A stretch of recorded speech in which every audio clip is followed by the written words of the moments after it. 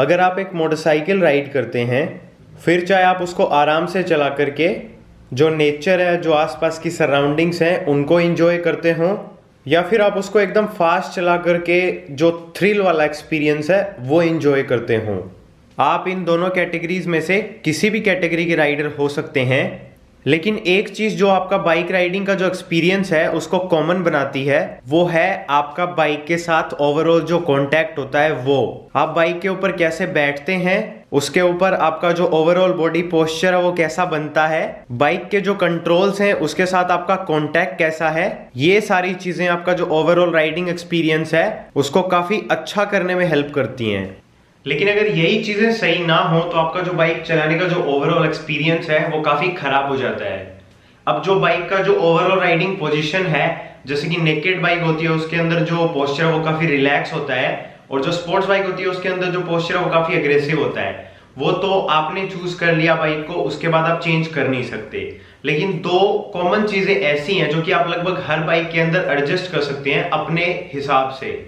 तो इस वीडियो में हम उन्हीं दो इंपॉर्टेंट चीजों के बारे में बात करने वाले हैं जो कि अगर आपने सही तरीके से एडजस्ट कर ली तो जिस टाइप की बाइक आपने ली है उसका आप 100% जो एक्सपीरियंस है उसको बिल्कुल इंजॉय कर पाएंगे, एटलीस्ट राइडिंग पोस्चर के जो पॉइंट ऑफ व्यू है उससे। तो और उन दो चीजों में से सबसे पहली चीज जो है वो है आपका जो आपके हैंडल बार और उसके जो कंट्रोल्स हैं उसके साथ जो आपका हाथों का जो एंगल बनता है, वो आपका जो शोल्डर है वहां से लेकर के जिस पॉइंट पर आपने हैंडल बार को टच कर रखा है उसके बीच का जो एंगल है वो, और उसके बाद में आपका जो हाथ है उसका ये वाला पोर्शन और इसके आगे की जो फिंगर्स हैं इनके बीच में जो एंगल बनता है वो। और सेम चीज जो राइट हैंड है उसके लिए भी अप्लाई होती है। और इसको एडजस्ट करने के लिए हमारे पास दो ऑप्शंस हैं। नंबर एक, हैंडल बार को आगे की तरफ मूव कर सकते हैं या हैंडल बार को पीछे की तरफ मूव कर सकते हैं, डिपेंड करता है हमारी जो हाइट है और कौन से एंगल के ऊपर हमें सबसे ज्यादा कंफर्टेबल लगता है उस पर। और सेकंड एडजस्टमेंट हम कर सकते हैं हमारा जो क्लच का और जो ब्रेक का लीवर है उनको मूव करके। तो क्लच लीवर को मूव करने के लिए यहाँ पर एक 10 मिलीमीटर का जो बोल्ट है वो दे रखा है, और ब्रेक लीवर को एडजस्ट करने के लिए दो 8 मिलीमीटर के बोल्ट्स लगा रखे हैं। तो इन बोल्ट्स को हल्का सा लूज करके आप जो आपका पोस्चर है जिसमें आपको कंफर्टेबल फील होता है उसके अकॉर्डिंगली इन दोनों चीजों को एडजस्ट कर सकते हैं। लेकिन जो लीवर का एडजस्टमेंट है उसकी थोड़ी लिमिटेशंस होती हैं। जैसे कि ये नेकेड बाइक है तो इसके अंदर जो मिरर्स हैं वो जो ब्रेक लीवर है और जो क्लच लीवर है उसके ऊपर माउंटेड हैं, और रियर व्यू मिरर्स के अंदर हमें जो पीछे का फील्ड ऑफ व्यू है वो बिल्कुल एकदम क्लियर दिखना चाहिए प्रॉपर तरीके से। तो इसलिए जो लीवर्स हैं उनको ज्यादा मूव नहीं करना चाहिए, और जो हैंडल बार है उसको एडजस्ट करने के लिए हमें ये जो 5 मिलीमीटर के एलन के बोल्ट्स हैं इनको लूज करना होता है, और उसके बाद जो हैंडल बार है हम उसको अपनी जो कंफर्टेबल पोजीशन है उसके अकॉर्डिंग मूव कर सकते हैं। और जब आप हैंडल बार है उसको अपनी कंफर्टेबल पोजीशन के अकॉर्डिंग सेट कर लें, उसके बाद हमें जो हमारे लीवर्स हैं ब्रेक लीवर और क्लच लीवर उनको एडजस्ट करना है। और अभी मैंने जो मेरे अकॉर्डिंग जो पोजीशन है वो सेट कर रखी है, मुझे जो लगता है कि आइडियल पोजीशन है उसका एक एग्जांपल दिखा रहा हूं। मेरा जो शोल्डर है वहां से लेकर के जो मेरा हाथ हैंडल बार पर मैंने टच कर रखा है उसके बीच में जो ये लाइन बन रही है, जो ये एंगल बन रहा है ये बिल्कुल स्ट्रेट है, और उसके बाद इसी एंगल को मैंने जो क्लच लीवर है उसके अंदर भी कंटिन्यू किया है। तो आप देख सकते हैं कंसिस्टेंट स्लोप है वो क्रिएट हो रहा है, और मुझे इसी पोस्चर में काफी कंफर्टेबल फील होता है। अगर मैं क्लच लीवर को यहाँ पर कर लूंगा तो मुझे काफी अनकंफर्टेबल फील होगा, और थोड़े टाइम बाद यहाँ पर जो पेन है वो स्टार्ट हो जाता है। वैसे ही अगर जो हैंडल बार है उसको मैं नीचे रखता हूं तो ये एंगल ज्यादा बन जाएगा, और उसकी वजह से यहाँ पर मुझे जो शोल्डर है उसमें मेरे को ज्यादा पेन होने लगता है। तो ये मेरी कंफर्टेबल पोजीशन है। आप बाइक के ऊपर बैठिए, इन सारे बोल्ट्स को लूज करके, ज्यादा लूज मत करना है, इनको हल्का सा लूज करना है। और उसके बाद आप जो सारे कंट्रोल्स हैं, हैंडल बार हो गया और जो ब्रेक और क्लच लीवर है, उनको एक बार में थोड़ा थोड़ा एडजस्ट करके चेक कीजिए कि आपकी जो सबसे कंफर्टेबल पोजीशन है वो आपको कहां पर मिलती है। और जैसे ही आपको जो पोजीशन मिल जाए और आप लॉक कर लें कि हाँ यही पोजीशन मेरे लिए परफेक्ट है, तो एक बार आप जो कंट्रोल्स हैं सारे उनको भी चेक कर लें कि सारे एक्सेसिबल तो है ना आपके लिए। और जब आप फाइनल पोजीशन वो डिसाइड कर लें तो सारे जो बोल्ट्स वगैरह हैं उनको अच्छे से टाइट कर दीजिएगा। जो क्लच लीवर और ब्रेक लीवर्स के जो बोल्ट्स हैं उनको आप हल्के हाथ से टाइट करें, अदरवाइज ये टूट जाएंगे। तो ये तो हो गई नंबर 1 एडजस्टमेंट। अभी जो नंबर 2 एडजस्टमेंट्स हैं उनकी बात कर लेते हैं, और वो होने वाला है हमारा जो गियर शिफ्ट लीवर और जो ब्रेक लीवर है उसके साथ जो एंगल बनता है पैर का वो। अगर ये एंगल प्रॉपरली नहीं होगा तो आपको जो गियर शिफ्टिंग है उसके अंदर काफी प्रॉब्लम आएगी और आपको फ्रस्ट्रेटेड भी फील होगा। और सेम चीज जो ब्रेक लीवर है उसके साथ भी है। अगर आपका जो पैर का एंगल है वो अच्छे से नहीं बनेगा तो फिर आप जो फोर्स है ब्रेक लीवर के ऊपर वो प्रॉपरली नहीं लगा पाएंगे और जो ब्रेकिंग की जजमेंट है वो अच्छे से नहीं हो पाएगी। और इसको एडजस्ट करना थोड़ा सा डिफिकल्ट है, इसलिए मैं आप लोगों को शो कर रहा हूँ। तो बेसिकली हमें यहाँ पर दो एडजस्टमेंट्स करने पड़ते हैं। एक तो जो लीवर को पुश करके रखता है वो वाला एडजस्टर बोल्ट, और एक हमारी जो शाफ्ट है जो कि मास्टर सिलेंडर से कनेक्टेड है उसका जो एडजस्टर नट है उसको। तो सबसे पहले तो ब्रेक पेडल के अंदर प्ले देखना है। अगर मैं ब्रेक पेडल को प्रेस कर रहा हूँ तो सीधा ये जो ब्रेक लाइंस है उनके अंदर प्रेशर क्रिएट कर रहा है, पेडल के अंदर खुद का प्ले नहीं है। तो अभी अगर हमें इसको ऊपर की तरफ लेकर के आना है एडजस्ट करने के लिए तो हम ये जो एडजस्टर नट है इसके थ्रू कर सकते हैं। एक 10 मिलीमीटर का स्पैनर लेना है, उसकी हेल्प से जो इसका नट है इसको लूज करना है, और फिर ये जो दूसरा बोल्ट है इसमें भी 10 मिलीमीटर का स्पैनर ही लगेगा। इसको क्लॉकवाइज टर्न करते हैं। तो अभी आप देख पा रहे हैं कि जो ब्रेक पेडल है वो ऊपर की साइड जा रहा है। तो अभी हम मान लेते हैं कि हमें ये जो पोजीशन है ये सही लग रही है, हमें इसको यहीं पर लॉक करना है। तो सबसे पहले तो इसका जो नट है उसको लॉक कर देंगे। लेकिन अभी एक चीज नोटिस करने वाली है वो ये कि जो ब्रेक पेडल है उसके अंदर प्ले आ गया है। तो मतलब ब्रेक पेडल की जो पोजीशन है वो तो यहां पर आ गई है, लेकिन ब्रेक पेडल एक्टिवेट अभी भी इस पोजीशन पर होता है। लेकिन हमें ब्रेक पेडल को यहां पर एक्टिवेट करना है, ना कि इस पोजीशन पे। तो उसके लिए ये वाला जो नट है इसको लूज करेंगे, ये भी 10 मिलीमीटर का है, और उसके बाद हमें प्ले है उसको खत्म करना है। विच मीन्स ब्रेक पेडल की जो प्ले है वो यहाँ पर खत्म होती है और हमें उस प्ले को यहाँ तक लेके जाना है, ना के बराबर करना है। तो हमें इस नट के पीछे जो शाफ्ट है उसको एंटी क्लॉकवाइज टर्न करना पड़ेगा। तो एक नोज प्लाई की हेल्प से आप इसको एंटी क्लॉकवाइज टर्न कर सकते हैं, और इस शाफ्ट की जितनी लेंथ है ये उतनी ही एंटी क्लॉकवाइज टर्न होगी। उसके बाद इसके जो थ्रेड्स हैं वो जो इसका जो एक कनेक्टर वाला क्लैंप है इससे निकल जाएंगे। फिर आपको इसको थोड़ा सा फिर से लगाना है और फिर जो नट है उसको टाइट कर देना है। उससे ज्यादा आप जो प्ले है उसको किल नहीं कर पाएंगे।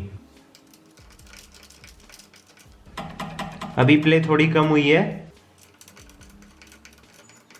और अभी प्ले है वो ना के बराबर हो गई है। तो अब हम इसको टाइट कर देंगे, और अभी हमारा जो ब्रेक पेडल है वो डायरेक्टली ब्रेक है उसको प्रेस कर रहा है और हमने इसको ऊपर एडजस्ट कर लिया। लेकिन मान लीजिए कि आपको ब्रेक पेडल को नीचे की साइड एडजस्ट करना है, तो कैसे होगा? तो सबसे पहले तो आपको ब्रेक पेडल जहां चाहिए वो पोजीशन आप एक बार माइंड में इमेजिन कर लीजिए। मुझे जो पोजीशन है वो यहाँ पर चाहिए, इस पॉइंट पे। तो सबसे पहले हम जो प्ले है वो क्रिएट करेंगे और उसके बाद ये जो एडजस्टर बोल्ट है इसकी हेल्प से जो ब्रेक पेडल है उसको नीचे ले आएंगे। तो फिर से 10 मिलीमीटर लूज करना है और अब की बार हमें ब्रेक पेडल है उसको नीचे लेके आना है। तो ये जो शाफ्ट का बोल्ट है एडजस्टिंग वाला इसको हम क्लॉकवाइज टाइट करेंगे। और अभी हम देखते हैं कि हमें जो ब्रेक पेडल जहां तक लाना था वहां तक जो प्ले है वो बन गई है क्या। तो बिल्कुल हमें ब्रेक पेडल यही चाहिए था। अभी ये जो नट है इसको हम एक बार लूज ही छोड़ देंगे।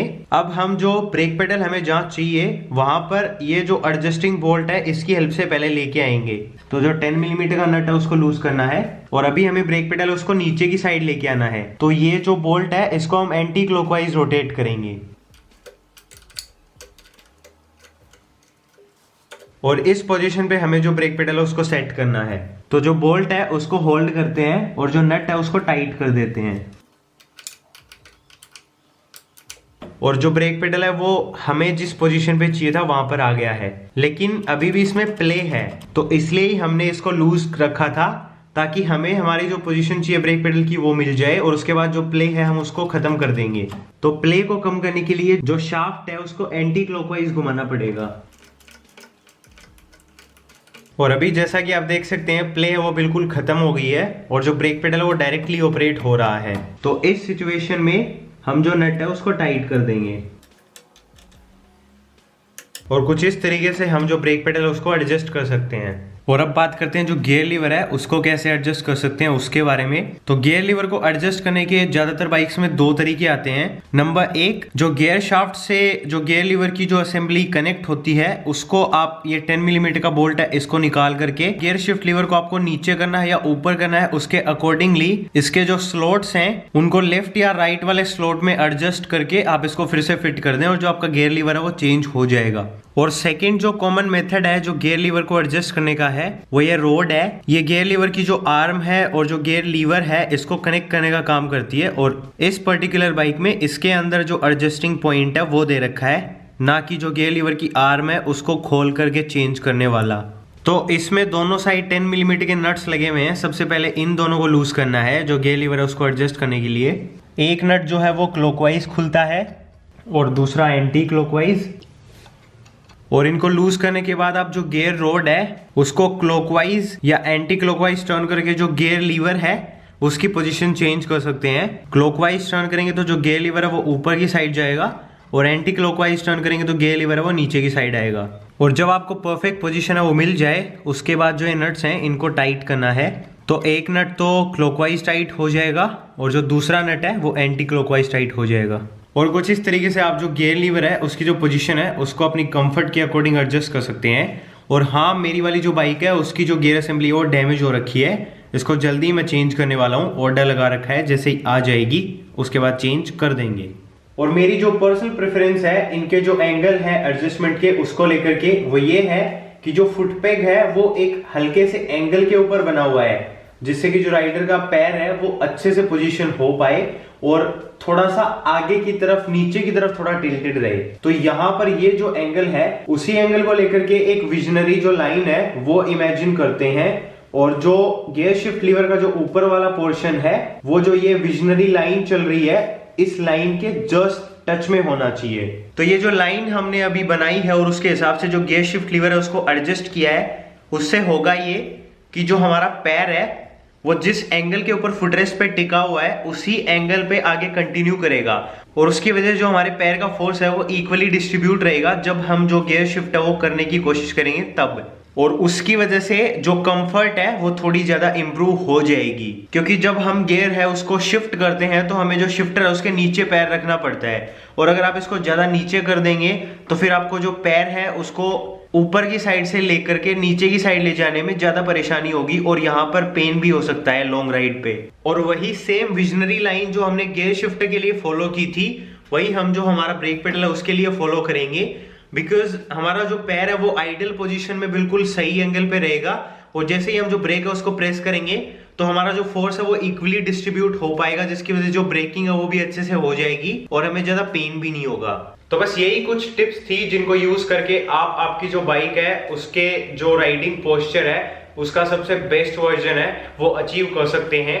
उसके अलावा जो भी आपको करना पड़ेगा वो या तो आप बाइक है उसको सेलेक्ट करने से पहले डिसाइड करें कि आपको एक अग्रेसिव राइडिंग वाली बाइक चाहिए या फिर एक कंफर्टेबल राइडिंग वाली बाइक चाहिए। और दूसरी चीज आपका जो बॉडी पोस्चर है उसको आपको अच्छे से मेंटेन करना पड़ेगा। तो कौन से पर्पस के लिए आपको कौन सी बाइक लेनी चाहिए और कौन सी बाइक आपका जो बाइक चलाने का जो पर्पस है, जिस चीज के लिए आप बाइक काम में लेने वाले हो उसको फुलफिल करेगी। इस टॉपिक के ऊपर, इन दो टॉपिक्स पर अगर आपको वीडियोस चाहिए अलग से तो कमेंट सेक्शन में कमेंट करके बता देना, मैं इन टॉपिक्स के ऊपर भी जो वीडियोस हैं वो बना दूंगा।